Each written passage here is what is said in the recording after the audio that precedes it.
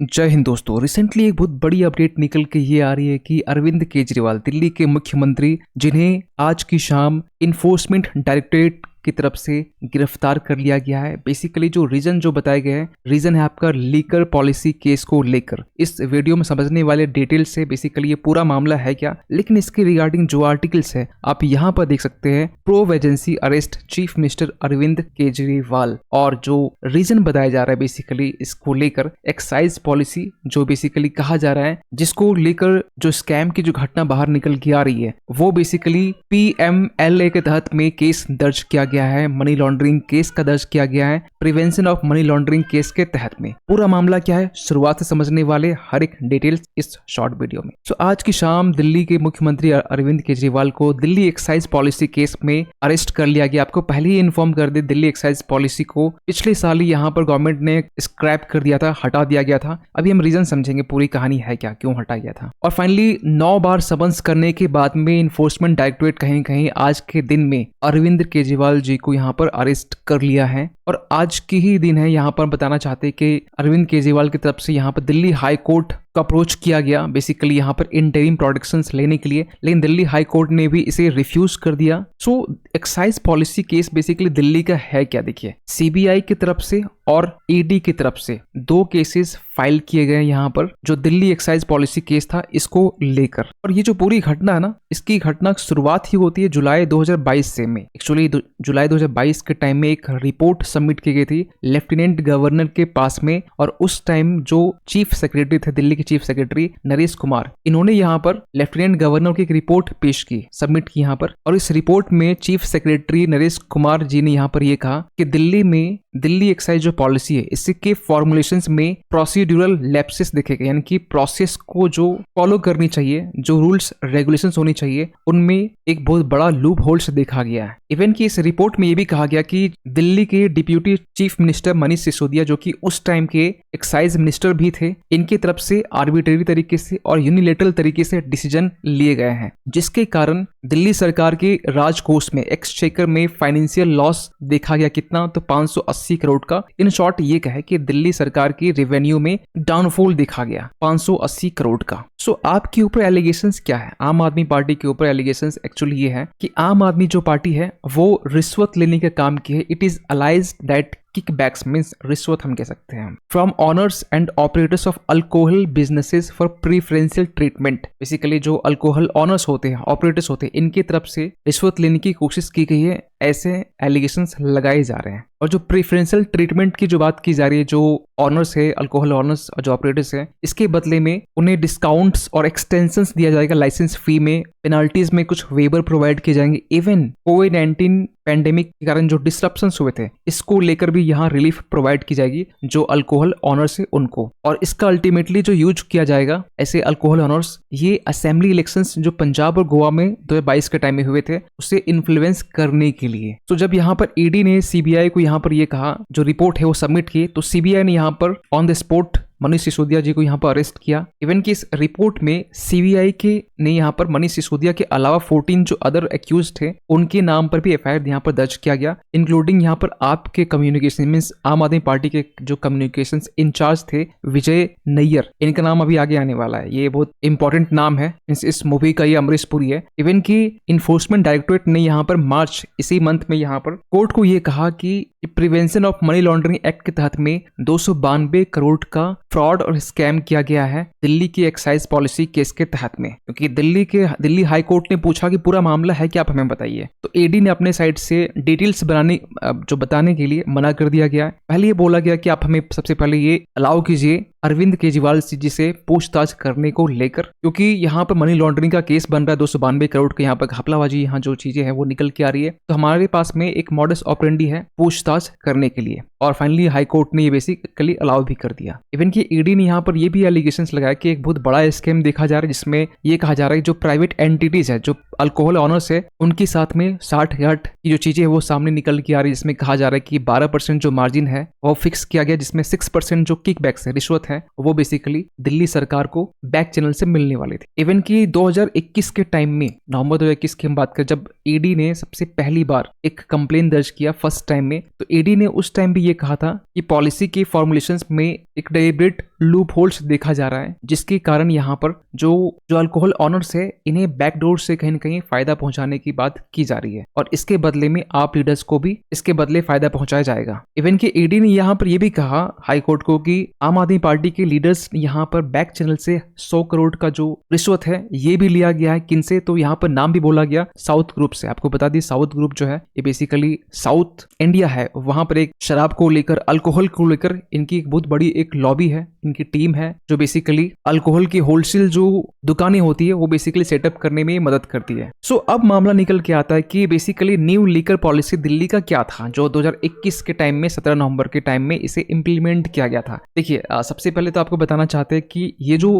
पूरी पॉलिसी थी ना ये बेसिकली प्राइवेटाइजेशन पर बेस्ड थी। इसमें होना ये था कि पूरे दिल्ली को 32 जोन में डिवाइड कर दिया गया और इस 32 जोन में हर एक जोन में 27 जो अल्कोहल की दुकानें हैं वो ओपन करने की बात की गई, जिसमें से टोटल जो लीकर शॉप्स थी की बात की गई 849 मीन 850 करीब जो लीकर शॉप्स है वो दिल्ली में खोली जाएगी। क्योंकि इसके पीछे रीजन कहा गया कि दिल्ली में किसी एक ही जगह पर कॉन्सेंट्रेटेड जो अल्कोहल की दुकानें हैं तो इससे क्या होता है लोग एक ही जगह पर क्राउड क्रिएट कर देते हैं। इसके लिए यहाँ पर डिफरेंट जोन्स में से डिवाइड किया गया और इसके लिए जितने भी गवर्नमेंट कॉन्ट्रैक्ट्स थे इसे क्लोज बंद करके लीकर शॉप्स के लिए इसे प्राइवेट कर दिया गया। इसके पहले सिचुएशंस ये था कि 60% जो लीकर शॉप्स दिल्ली में जो थी वो बेसिकली गवर्नमेंट कंट्रोल में थी और 40% प्राइवेट में थी, लेकिन अब 100% यहाँ पर लीकर जो शॉप्स है वो प्राइवेटाइज किया गया। दिल्ली गवर्नमेंट ने एक तर्क इसमें ये भी दिया कि इसमें दिल्ली सरकार को 3500 करोड़ का फायदा होने वाला है। इतना ही नहीं, दिल्ली गवर्नमेंट ने यहाँ पे ये भी कहा इससे लीकर शॉप्स के जो लाइसेंस फी है इसे भी बढ़ाया गया यहाँ पर और इसके कारण यहाँ पर L1 लाइसेंस के तहत, L1 लाइसेंस का मतलब इन शॉर्ट ये समझिए L1 L2 के जरिए यहाँ पर डिवाइड किया गया था कि L1 में कुछ ऐसे जगह पर शॉप्स होंगे जहां पर भीड़ ज्यादा है, क्राउड ज्यादा अट्रैक्ट होती है, तो उसके लिए जो लाइसेंस फी है वो बेसिकली 25 लाख रखा गया। ये पहले की बात है। लेकिन अब जो नया पॉलिसी था इसमें कहा गया कि जो कॉन्ट्रैक्टर्स है इसे 5 करोड़ देने पड़ेंगे लाइसेंस फी। इवन की दूसरे कैटेगरीज के भी जो लाइसेंस फी वो भी बढ़ाए गए। तो फिर मामला कहाँ बिगड़ा? मामला बिगड़ा यहाँ पर कि जो एलिगेशंस लगाए जा रहे थे कि सरकार के रेवेन्यू में एक बहुत बड़ा एक शॉर्टफॉल देखा जा रहा था और इसी शॉर्टफॉल को कहा जा रहा था कि लगभग 500 करोड़ से भी ऊपर का यहाँ पर सरकार की रेवेन्यू में शॉर्टफॉल देखा गया है। अगर हम एग्जांपल के माध्यम से समझे तो आपको बताना चाहते हैं कि पहले ये था न्यू लीकर पॉलिसी के पहले ये था कि 750 मिलीलीटर जो अल्कोहल है, शराब है, इसकी कीमत जो थी वो 530 रुपया थी। अब थोड़ा ध्यान से सुनेंगे इस चीज को, जिसमें जो रिटेल ट्रेडर है इसे प्रॉफिट मिलता 33 रुपया 35 पैसे पर बोतल और इसमें सरकार को मिलता 223.89 रुपया एक्साइज टैक्स और वेट को मिलाकर 106 रुपया। तो टोटल जो बेसिकली गवर्नमेंट को प्रॉफिट हो रहा था 329.89 रुपया एक बोतल पे। लेकिन नई पॉलिसी आने के बाद में यहाँ पर जो प्राइस 750 ml बॉटल का था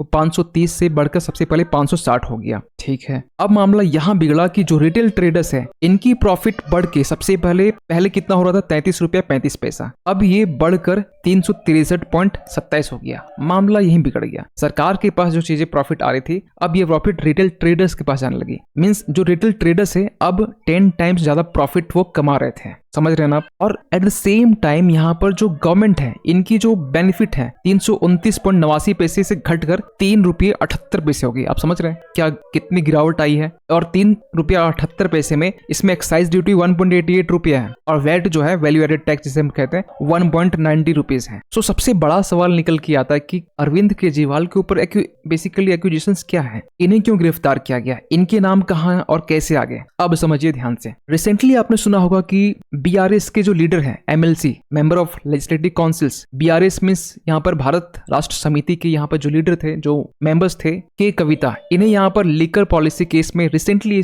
इन्हें भी अरेस्ट किया गया था। जब इन्हें अरेस्ट किया गया तो इनकी तरफ से जब ईडी जब पूछताछ कर रही थी तो पूछताछ करने के दौरान फर्स्ट टाइम यहाँ पर, अब ध्यान सुनो, अब फर्स्ट टाइम यहाँ पर चीफ मिनिस्टर अरविंद केजरीवाल का नाम लिया गया। ये कब की बात कर रहे हैं? ये आज से 3 दिन पहले की बात करें, मार्च 18 की हम बात कर रहे हैं। इवन की ईडी के इन्वेस्टिगेशन से MS कविता से जब पूछताछ किया गया तो इन्होंने यहाँ पर साफ आपके आम आदमी पार्टी के टॉप लीडर्स का नाम लिया गया, अरविंद केजरीवाल और मनीष सिसोदिया जो कि पहले से जेल में, इनका भी नाम लिया गया और ये कहा गया कि ये बेसिकली दिल्ली एक्साइज पॉलिसीज के फॉर्मुलेशंस और इम्प्लीमेंटेशंस को के फेवर के लिए इनसे बातचीत चल रही थी और इस बातचीत में बेसिकली फेवर मांगा जा रहा था जो बीआरएस के जो लीडर है उनसे। और इसी बीच में यहाँ पर 100 करोड़ का जो बेसिकली अमाउंट है ये आप लीडर को पे किया जाता है, जिसमें साउथ ग्रुप, जिसका नाम अभी पिछले कुछ स्लाइड में हमने लिया, जो बेसिकली दिल्ली में होलसेल्स अल्कोहल को बेसिकली शॉप के सेटअप करने को लेकर दिल्ली सरकार जो थी वो साउथ ग्रुप से एक फेवर मांग रही थी और इस फेवर के बदले यहाँ पर कुछ अमाउंट प्रोवाइड किया गया। जो ईडी ने यहाँ पर ये कहा ये basically act of corruption and conspiracy है। दिल्ली एक्साइज पॉलिसी 2021 में जो लाया गया था इसके फॉर्मुलेशंस और इम्प्लीमेंटेशंस को लेकर। इवेंट की पूछताछ के दौरान ये भी चीजें बाहर निकली कि अरविंद केजरीवाल जी बेसिकली यहाँ पर जो one of the main accused हैं समीर महेंद्रू, इनके साथ भी टच में थे, इनके साथ भी इनकी वीडियो कॉल में बातचीत चल रही थी। और बातचीत के दौरान जो विजय नैयर हैं, जो पिछले बार अभी हम नाम लिए आपके कम्युनिकेशंस जो है इंचार्ज, इनके बारे में कहा गया कि विजय नैयर और समीर महेंद्रू, इनसे जब डील हो रही थी तो अरविंद केजरीवाल जी समीर महेंद्रू को ये कहते हैं कि आप पूरी जो डील है, पूरी जो बातें हैं आप विजय नैयर से कर सकते हैं, ये हमारा एक बच्चे जैसा ही है। लेकिन यहाँ पर अरविंद केजरीवाल की तरफ से क्या जवाब दिया गया, देखिए यहाँ पर थोड़ा टाइटल हम तो मिस्टेक कर दिए। अरविंद केजरीवाल की तरफ से यहाँ पर क्या रिस्पॉन्स किया गया इसको भी सुन लीजिए। देखिए अरविंद केजरीवाल जी ने यहाँ पर ये कहा ये बेसिकली बीजेपी के एक साजिश है जो बेसिकली हमारे खिलाफ की जा रही है ईडी का यूज करके। इवन की केजरीवाल की तरफ से सीनियर एडवोकेट अभिषेक मनु सिंघवी जी, इन्होंने यहाँ पर कोर्ट को ये कहा कि एक non level playing field create करने की कोशिश की जा रही है, जहां पर आपके जो कन्वेनर है, आप मींस अरविंद केजरीवाल जी की बात की जा रही है, जहां पर जिसे सेम अपॉर्चुनिटी प्रोवाइड नहीं की जा रही है। और ये भी कहा गया जो ये जो बेसिकली समन दिया गया ये वेग है और आर्बिट्रेरी है। जो पूरा मामला है ना वो basically prevention of money laundering act 2012 यानी कि मींस 2012 के तहत इसे रजिस्टर्ड कर लिया गया है। इवन की केजरीवाल जी के जो वकील है सिंघवी जी, इन्होंने यहाँ पर यह भी कहा कि ईडी ने अभी तक डिटेल्स जो है वो डिस्क्लोज नहीं किया है कि अरविंद केजरीवाल जी यहाँ पर विटनेस है या सस्पेक्ट है। और इस अरेस्ट को यहाँ पर ये कहा गया ये बेसिकली एक ग्रेव वायलेशंस है, उल्लंघन है, इन्फ्रैक्शन है किसका, तो fundamental rights to life and liberty का। और इस बात पे फोकस किया गया कि जब 16 मार्च को जब समन इशू किया गया, जिस दिन यहाँ पे इलेक्शन शेड्यूल के डेट, जो लोकसभा की जो डेट है वो बेसिकली अनाउंस किए गए थे इलेक्शन कमीशन ऑफ इंडिया की तरफ से। और यहाँ पर ये बोला गया कि हमें 2 मंथ का टाइम दीजिए, लेकिन यहाँ पर कोर्ट ने कोई रिलैक्सेशन दिया नहीं है। लेकिन इसको लेकर सुप्रीम कोर्ट तक भी बात पहुंच चुकी है। आप आम आदमी पार्टी के जो लीडर हैं वो सुप्रीम कोर्ट को अप्रोच किए, लेकिन फिलहाल तो भी तो हियरिंग हो नहीं सकती है। हाँ, कल की डेट में कुछ चीजें बाहर निकल के आ सकती है, लेकिन यहाँ पर बहुत सारे ऑप्शंस निकल के आ रहे हैं कि अब दिल्ली जो अपने आप में एक यूटी है और जहाँ लेजिस्लेटिव असेंबलीज भी है, यहाँ पर क्या प्रेसिडेंट रूल इम्पोज होने वाला है, क्या यहाँ पर कुछ ऑल्टरनेटिव के फॉर्म में सीएम के जो पोस्ट है कोई और जो आम आदमी के जो लीडर है वो हैंडल करने वाले हैं। तो इन तमाम इश्यूज को लेकर आपका क्या मानना है कमेंट कीजिएगा। मिलते किसी अगली वीडियो में, तब तक के लिए थैंक यू सो मच।